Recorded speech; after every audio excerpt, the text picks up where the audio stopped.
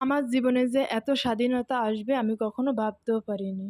আমি গ্রামের খুবই সাধারণ একটি মেয়ে। আমি বিয়ের আগে সবথেকে ভয় করতাম আমার আব্বুকে। আমার আব্বু খুবই তেজি এবং খুবই রাগী এবং যখন চোখ রাঙা করে দেখতে পুরো বাঘের মতন দেখা যায়। আব্বু যদি একটা গর্জন করে আমরা ভয়ে সবই পালাই যাই। আমার আব্বু সারাদিন বাইরে থাকতো। আমার আব্বু বিজনেসের ক্ষেত্রে সারাদিন তার বাইরে থাকতে হতো। সে বাসায় আসার মাত্র ২টা টাইম সময় পেত। আব্বু সকালের দিক যেত আর দুপুরের দিক আসতো। আবার দুপুরে খাওয়া-দাওয়া করে আবার যেত, আবার রাত ১২টা-১টার সময় বাসায় আসতো। আব্বু যখন বাড়ি আসতো আমরা চুপচাপ ভদ্র হয়ে যেতাম। মনেই হতো না যে এবারই কোনো বাচ্চা আছে। আবার আব্বু যখন চলে যেত আমাদের আবার দুষ্টুমি, ভাই-বোনের মারামারি, চিল্লাপাল্লা আবার শুরু হতো। তখন মা খুবই চিল্লাতো। এখন এগুলা বুঝি, কেন মাকে যে এত কষ্ট দিয়েছি। এখন মা হয়েছি, এখন সবই বুঝি। আসসালামু আলাইকুম, সবাই কেমন আছেন? আশা করি সবাই ভালো আছেন। আলহামদুলিল্লাহ আমিও ভালো। আজ ভিডিওটি শুরু করলাম সকাল থেকে। আজ শুক্রবার ছিল।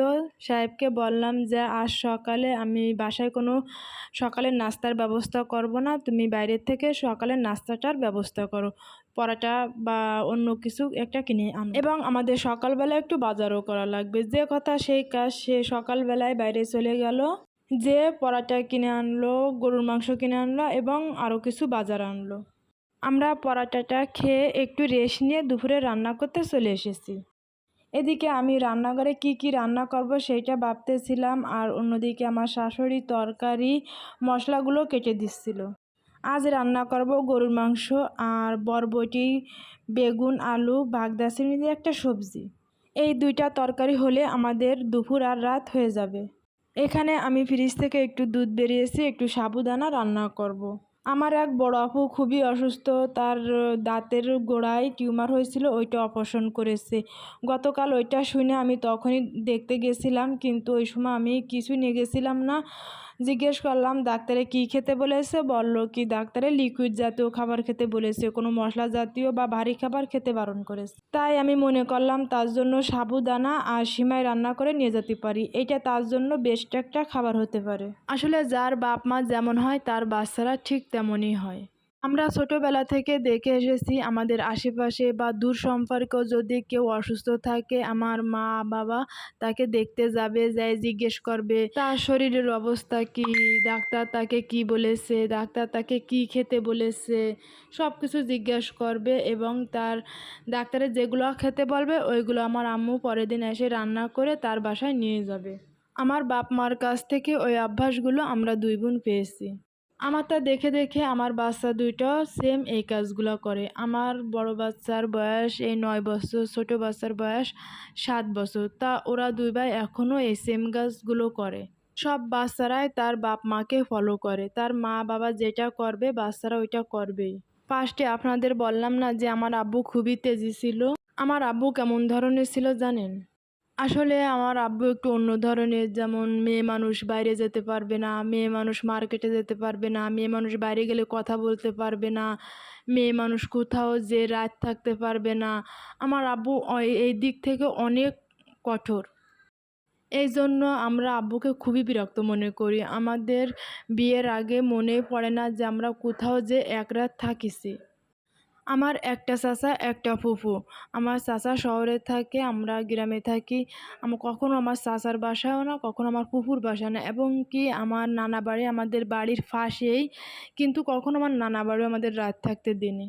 যদি কখনো কোনো আত্মীয়স্বজনের অনুষ্ঠানে গেছি আব্বু সাথে করে নিয়ে যেত, আবার আব্বু সাথে করে নিয়ে আসতো। আব্বুর সাথে যেতে হলে মুখ বন্ধ করে যেতে হতো, আবার আব্বুর সাথে আসতে হলে মুখ বন্ধ করে আসতে হতো। এবং আমাদের দুই বোনের কড়া আদেশ ছিল আব্বুর যে বিকেলবেলায় মেয়েরা যেন অন্য বাড়ি খেলতে না যায়। অন্য বাড়ির মেয়েরা আমাদের বাড়ি আসবে, কিন্তু আমার মেয়ে যেন অন্য কোথাও না যায়। আসলে এটা আমার বোন মাইনে নিতে পারত, সে অন্য কোথাও যেত না এবং সারাদিন সে স্কুল কলেজ এবং বাসায় থাকতো, কিন্তু এটা আমি মাইনে নিতে পারতাম না। আমার খুবই মন চাইতো মানুষের সাথে মিশতে, মানুষের কাছে যেতে, মানুষের বাড়ি বাড়ি বেড়াতে, কিন্তু আমরা এটা কখনো পারিনি। আজ যেদিন গেছি সেদিন আব্বু খুবই রাগ করেছে, আমাকেও রাগ করতো, সে সাথে আমার মাকেও রাগ করতো। 2 কেজি মাংস রান্না করেছি, আর এই 2 কেজি মাংস ভালো করে পরিষ্কার করে ফ্রিজে রেখে দেব। এই জন্য আমার মনটা খুবই খারাপ লাগতো যে কারোর সাথে মিশতে পারতাম না, কারোর কাছে যাইতে পারতাম না। একমাত্র আমার দাদি আমাকে সাপোর্ট করত। আমার দাদি বলতে, ওরা তো এখনও ছোট আছে, যাক না আর কিছুদিন পরে যা বন্ধ করে দিস। এখন থেকে যা বন্ধ করে দিলে ওরা কি করবে, বাড়ি থেকে ওরা কি করবে, ওরা তো একটু বাচ্চাদের সাথে খেলবে মিশবে, তা যদি এখন বন্ধ করে দিস। কিন্তু আব্বু কারোর কথা শুনতো না, মেয়েরা বাড়ি থেকে যাবে না তো যাবে না। এদিকে দুপুরে রান্নাবান্না শেষ করে খেয়ে দিয়ে একটু রেস্ট নিয়ে ফালুদা আর সিমাইটা আপুকে দিয়ে এসেছি। আসলে ওইটা ভিডিও করতে পারিনি, তখন আমার ফোনে চার্জ ছিল না। যে দেখি আপুকে কে কাঁঠালের ইঁচড় কেটে একেবারে পরিষ্কার করে দিয়েছে। আপুর সামনে আমি গল্প দিচ্ছি যে আপু আমি এবছর এখনও ইঁচড় খাইনি। আসলে ইঁচড় আমার ওরকম পছন্দ না, কিন্তু সিজনের একটা খাবার বছরে একবার খেতে হয়, তাই খাবো। আপুকে বললাম যে আমার বাসায় শাশুড়ি আছে, আমার শাশুড়ি ওইগুলা ভালো রান্না করতে পারে, আমার শাশুড়ি আমাকে দেখায় দিলে আমি ওইটা রান্না করে নিব, একদিন কিনতে হবে। এইটা বলার সাথে দেখি আপু অর্ধেকগুলা ইঁচড় আমার বক্সে উঠাই দিছে, বলে এগুলো আপনি বাসায় নিয়ে রান্না করে খেন। আসলে এটা কোনো লাখ টাকার জিনিস না, কিন্তু এগুলো মানুষের ভালোবাসা, যে সে আমাকে ভালোবেসেই দিছে। এসে দেখি আমার রান্নাঘরটা পুরো অগুছানো, রান্নাঘরটাকে একটু গুছিয়ে নেব। আর আমার যে হেল্প করা খালাটা ও অনেকগুলা আদা রসুন ছেলে দিয়ে গেছে, ওগুলো ব্লেন্ড করে ফ্রিজে রাখবো। এদিকে বাসার কাজকাম সেরে আমি একটু মার্কেটে যাওয়ার উদ্দেশ্যে বের হলাম। এটা কোন জায়গায় কেউ কি বলতে পারবেন? এটা হলো আজিজুল হক কলেজের ভিতরে। আজিজুল হক কলেজের ভিতর দিয়ে আমি মার্কেটে গেলাম। আমি আজ এসেছি রানা প্লাজাতে। এখানে রানা প্লাজার নিচতলায় এই ভাইয়ার কসমেটিক দোকানে কসমেটিকগুলো যে এত ভালো কাজ করে, আসলে বুঝাই বলার মতন না। এই ভাইয়ার দোকান থেকে আমি আগে একটা সিরাম নিয়েছি ট্রাই করার জন্য যে কেমন কাজ করবে, তা এত ভালো কাজ দিয়েছে যে আমি কখনো ভাবতেই পারিনি। এখানে আমি অনেকগুলা মুখের ক্রিম কিনেছি। ভাইয়ার ক্রিমগুলা অনেক ভালো কাজ দেয় এবং ক্রিমগুলার অনেক দাম। এখানে আমি একটা ফেস ওয়াশ, একটা সানক্রিম, একটা সিরাম, একটা জেল আরও অনেক কিছু, এখানে ৯ আইটেমের জিনিস ছিল।